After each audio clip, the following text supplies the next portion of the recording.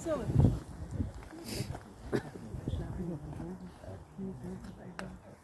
so now we're in the church. So now we're in the church, which is a 12th century church. What's left of it anyway. Come in, everyone. Come closer in here, and then you'll hear better. And I won't have to shout. So.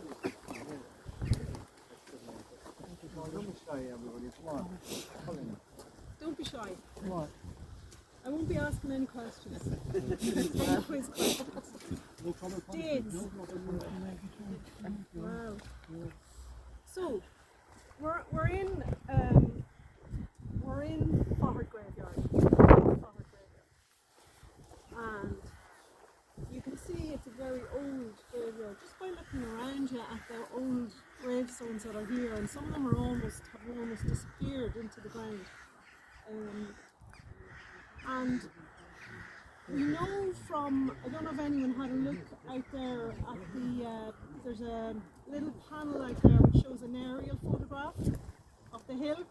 Did anyone have a look at that before we come in? So when we go back out, have a look at that, just at the corner there, and that shows you an aerial photograph of this hill top. And you can see by that there was a massive enclosure which went right across the road. So this is only part of what once was here.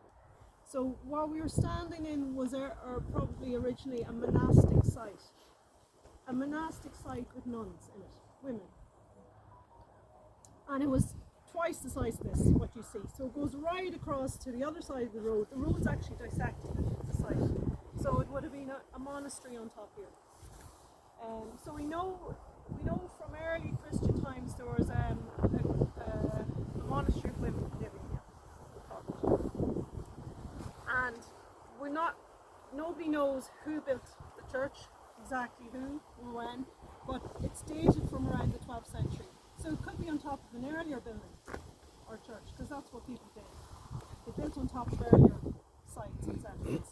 Like this was originally probably a big hill fort, and then in Christian times people built on top of that. That was the norm in Ireland, completely the norm. You built on top of what was already there, especially if that was a really good strategic spot like this was. So we're standing, this would have been a monastery site. And the women who were here, the nuns who were here, they would have been serving the whole area in terms of looking after people who were sick and maybe providing food and providing obviously religious services to them. So they would have been like, a very hospitable centre for the area. And when they were building the new motorway, you might remember down near Liam Rice's timber yard, they came across a huge area of burials. Does anybody remember that? No. Yeah. There was about 870 burials down there inside another massive enclosure. So that was a medieval graveyard. So that might have been linked to here. And one suggestion is that people might have come to die here. Because this is such a holy place, and that the nuns were here ministering to people and looking after them. And if you were ill, you might have come especially here to die here and to be buried there. Because that population, that amount of burials is too big for the area. But there were probably loads of small settlements around. But this was probably the big monastic site serving a lot of that. Now there's not much left, unfortunately. There's only the ruins of the church. And there's two features there in the graveyard that we'll look at as well. Anyway, so we know there are always religious women here. And our history in school told us, we all learned that St. Bridget was born here in Faughart in around 450, 452, something like that. Now, the stories of her life and all of the saints' lives were written down a lot later, usually about even 100 years after they died. Their stories might have been written down. And their stories were not biographies, they were called hagiographies. And they were just basically a list of all the miracles they did. And a lot of them are like PR jobs for Kildare or Armagh. So a lot of the stories about miracles that all of our saints did were kind of miracles that might have been based on what Jesus did, or also maybe included some earlier stories pre-Christian and put them into a Christian context. Like for Bridget, Saint Bridget, some of the stories around her, most of her stories are about generosity, hospitality, kindness. They were her attributes. She gave everything away to the poor. And some of her stories also involved her being able to talk to animals, control nature. So that wasn't a Christian thing, that was an earlier thing, a pre-Christian thing that was put in as well with her stories. Because, you have to think these guys, and they were guys, of course, writing everything down, they were monks, they were putting their spin on all the stories. So they were putting the early Christian spin on stories. But they also wanted people to accept this new exciting religion that had come into Ireland, because it was very new at the time when Bridget was born 452. It had only come in, and people still had the old religion at the same time going. So there's people who were, converting to the new religion, which was Christianity, and there were plenty of people who still were following the old religion, the old pre-Christian religions, where you had different gods and you believed in more in the land and our connection with that. So, they had to try and encourage people to come into the new religion and to accept it. So if you could incorporate some of the old stories into the new stories, that was going to make things a lot easier, So in the lives of Bridget, there's lots of different lives written down in Latin. There's about, I think, 8 different lives, and there are hundreds of these manuscripts existing now of her lives all over Europe. Funny enough, not from Ireland, but from loads of different countries, which shows you how popular she was. Her story was spread by all the monks going out of Ireland, all over Europe. And her story, she became extremely popular all over Europe, not just here. So all over Europe, there are churches, schools, monasteries, hospitals called St. Bridget, St. Brigitte, all sorts of variations, but it's all St. Bridget of Ireland.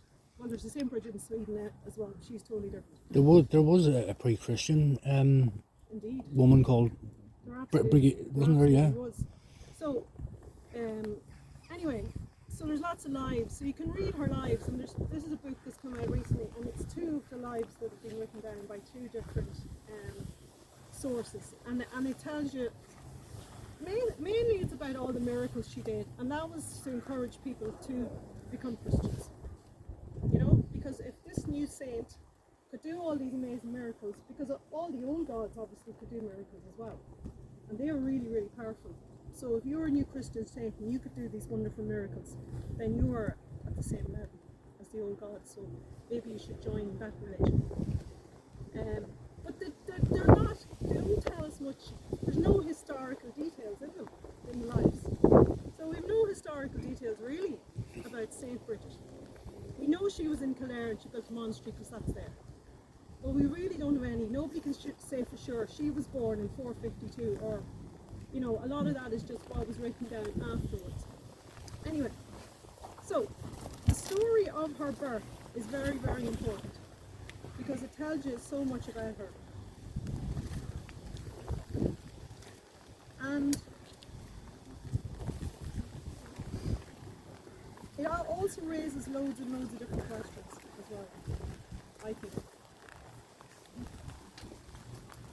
Okay, so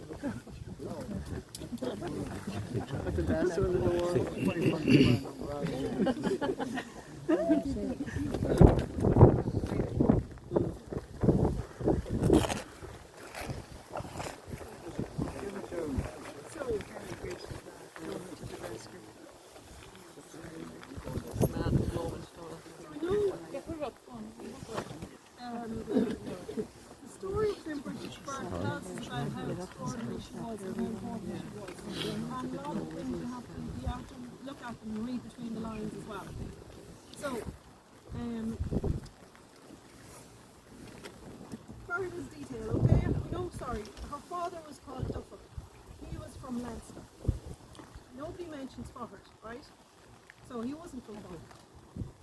So Duffolk is the father of St. Bridget. He bought a slave woman named Bridget, who was beautiful, excellent in character and a good servant. Her master Duffolk desired her and slept with her, so she became pregnant by him. But when the wife of Duffolk discovered what had happened, she was very angry and said to her husband, "Cast out this slave woman and sell her, so that her child doesn't surpass my own children." But the man didn't wish to sell the slave woman, for he loved her very much and she was perfect in all her ways. One day, both the man and the slave woman were sitting in a chariot and went past the home of a certain druid. Now, straight away, that's strange, because a slave woman is the lowest level of society, and a pregnant slave woman is even worse. She's even lower again. So why is she sitting in the chariot with Duffolk, the chieftain? That's unusual for a start, okay? That's unusual. So they're going past the home of the certain druid. Hearing the sound of the chariot, the druid said to his slaves, "See who's sitting in that chariot, for it sounds as though it's carrying a king." Then the slaves said, "We see no one except Duffolk in the chariot." The druid said, "Call him to me." When he was called, the druid said to him, "The woman who is sitting behind you in the chariot, does she have a child in her womb?" Duffolk said, "She does." The druid said, "Woman, by what man did you conceive?" She answered, "By my master Duffolk." The druid said to him, "Take good care of this woman, for the child she has conceived is extraordinary." Duffolk answered, "My wife Okay, is trying okay, to force see me you. to sell the slave woman. She fears her child." The druid said, No, I'm not "The talking. children of your wife will serve the seed of the slave woman until the end of the age." The druid then said to the slave woman, "Be steadfast in your spirit, for no one will be able to harm you. The grace of your child will set you free. You will give birth to a famous daughter who will light up the world like the sun in the height of heaven." Duffolk said, "I give thanks to you because until now I have not had a daughter, only sons." Duffolk and the slave woman returned to his house. Truly, he loved the slave woman all the more after the words of the druid. But his wife, along with her father, encouraged Duffolk again to sell the slave woman in a distant region. In those days, at the prompting of God, two holy fishermen from Britain entered the house of Duffolk. One was called Mel and the other Melchu. Mel said to the wife of Duffolk, "Why are you sad? The child of your slave woman will surpass you in your offspring. Nonetheless, love the woman as you love your own sons, for your children will benefit greatly from your time." So there you go already, prophecy about how brilliant Bridget is going to be. Since the wife persisted in her anger, a certain poet of the O'Neill came and, inspired by God, bought the slave woman of Duffolk. But Duffolk did not sell the child that she had in her womb. The poet therefore went away with the slave woman to his home region. Okay, so we've got movement straight away. So this poet of the O'Neill, they're one of the more northern tribes. There's a southern and a northern one, okay? Has come and he called Bridget. In the same night, the poet entered into his house. A guest arrived, and a holy man who prayed to God through the night. And he saw often during that night a ball of fire in the place where the slave woman was sleeping. In the morning, he told the king. Then a certain druid came from the north. Here's our clue now about Faughart. The druid came from the north to the house of the poet, and he sold that slave woman and gave her to the poet. Okay? So that druid is from here. So there's a druid living here. Why? One day the druid invited the king and queen to dinner, but the queen was near to giving birth. Then friends and servants of the king began to ask a certain prophet what hour would be best for the queen to deliver her child. And this druid said, "If it is born tomorrow with the sun rising, it will have no equal in the world." But the queen gave birth to a son before that hour. In the morning, as the sun was rising, the slave woman of the druid came to the house carrying a jar filled with fresh milk from the cow. And she put one foot across the doorway and still had the other foot outside. She collapsed and sat down in the doorway, giving birth to a daughter. This indeed is how the prophet had said the slave woman would give birth, neither in the house nor outside the house. Then the infant was washed in the warm milk her mother was carrying. After this, the druid went with the slave woman to the region of Connacht and lived there because the mother of the druid was from Connacht. So, what does that tell us about Bridget? That tells us that Bridget was a bridge. She was born on a threshold. Her mother stepped through a doorway. So she was in between worlds. She was in between. She was on the edge. She was on a border. She was exactly like this place. She was the bridge between the old religion and the new religion. She was the bridge between Christianity and pre-Christian. She was the bridge between the rich, her father, poor, her mother, free people, her father, Leinster chieftain, her mother, a slave. So she was a bridge. It's telling us very clearly in that story that this woman was going to change everything. Everything. She was born at a time when Ireland was in flux. Loads of change was happening. This new religion had come in. People were changing how they lived. But the old religion was still there. So there was all of this stuff going on at the same time. But for me, what I've wondered about for years is why she was born at Faughart. Did anyone ever wonder about that? When all of her story is around Kildare. Yeah. All of her story is around Kildare. Why was she born here? Why wasn't she born in Dublin or Nice or somewhere else that she was going to be living in? Why did she have to be born in Faughart? Any suggestions? It must have had some sort of significance. From here. I think said the Druid.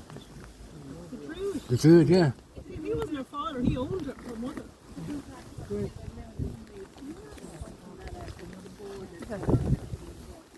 She was born, I think, anyway, and we had there was a kind of a conference on earlier this year. I think Bridget they decided to put her be born in Faughart. So they wrote down that she was born here. In a few of the stories, and not all of them, and some of them they don't say where she's born at all. But in some of the stories they say she was born here. They say in Sean O'Dinn's book, it's fantastic, if you ever want to read about the traditions, the rights of Bridget. In one of the lives of Bridget, it's from a book called the Laura Brack, a special book, it's medieval manuscript. And in that book it says, Bridget was born on a Wednesday on the 80th of the moon at Faughart Moorheaven. That's the first time Faughart Moorheaven has ever been mentioned in this story. But do you think maybe there was something else going on here before Christianity? What you're saying? Well, yeah, that's what I'm saying. It was the pre-Christian, the What was happening here? the pagans and the Druid, you know, the Druids. So what was this site possibly? That was a site to the older Bridget. That's Yeah, what I think. exactly, yeah. I think this was a really important site of worship to the older Bridget, the pre-Christian Bridget, who was the main goddess. And that's what our leading authority on Bridget in Ireland, a lady called Dr. Mary Condon, she's a theologian, a feminist theologian. That's what she said this year in a conference about Bridget. That's why she was probably born here, because this site was already a really important site of worship. And the church had to incorporate this site into Christianity, into Christian beliefs, because people were still going to come here anyway to worship the person they were worshipping here, who was Bridget, the older Bridget. The older Bridget was the goddess that we had, one of our goddesses, and probably the most important goddess we had before Christianity came in. And it's the older goddess stories that feed into a lot of these stories, you know. And any mention of fire, the goddess was a fire goddess. So there's all these mentions about Bridget's birth. When the sun rose, that's a symbol. There was a fire coming out of her head. When she was a baby, the house was on fire. They are all relating to the older stories of the goddess. So they're trying to help people accept this new story that we have, which is called Christianity, by saying, okay, it's not as different, not too different. In Ireland, we already had the Celtic. We already had a 3-person goddess. Yeah, We had 3 people in the goddess. So in our main mother goddess, we had Bridget brings the spring. Bridget is the maiden who brings the springtime. Then in the summer we had a mother, that was Lunasa, that was the time of harvest and celebration. And then for Halloween we had the Talia, the veiled one, the wise one. So in that spiral of goddess we had three of them, all in one. So then when we had Christianity, God the Father, God the Son, God the Holy Spirit, it wasn't that hard for us to accept that three people could be within a one God that we would worship. Because we already were used to worshipping three people in one. Shamrock. Shamrock as well. So anyway, what I think was going on here was that people were worshipping Bridget, the goddess. And the church, Bridget obviously was huge success in everything she did because she was absolutely amazing in every way the same. Amazing in every way. She did things that no woman had ever done. She became the head of a monastery. She became the most powerful woman in Ireland. The most powerful woman. And she's still the most famous Irish woman that ever lived. She was able to start her own monastery. How did she do that? She was the child of a slave, you know? She was the child of a slave. Okay, her father was a chieftain, but she was able to go to Kildare and start a monastery. That took a lot of skill, fortitude, support. She founded a huge monastic city in Kildare, and she was the head of that monastic city. And then her story became so popular, so powerful, that it spread all over Europe. That's a good question. What made her go to Kildare? Well, as it says here, they went to Connacht straight away. Her and the Druid went to Connacht. So, I don't know. We'll have to study. We'll have to read through these stories very carefully. We don't know why she went to Kildare. People in Kildare say she's born in Kildare. You know? Like we have a story saying she's born in Faughart and Headmore.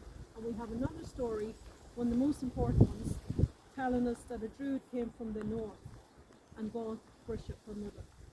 So, you know, we don't know why she went to Kildare. We don't know why. Maybe somebody said to her, maybe one of her relations had land in Kildare. You know the great story about the king giving her land. She laid out a club. Maybe she had relations in Kildare who said, I've got some land and I'll give it to you if you want to start a monastery. We don't know because we don't have any historical details. All we have are loads and loads of miracles. So you have to read in between the lines more than things. And like people are studying these all their lives, trying to work out, you know? Anyway, that is what I think was going on at Faughart. I think this was a really important site. And Mary Condon says that it was probably the main site of worship. Matri linear worship, that's the goddess, who's the goddess of the land. It was the main site in Ireland, she says.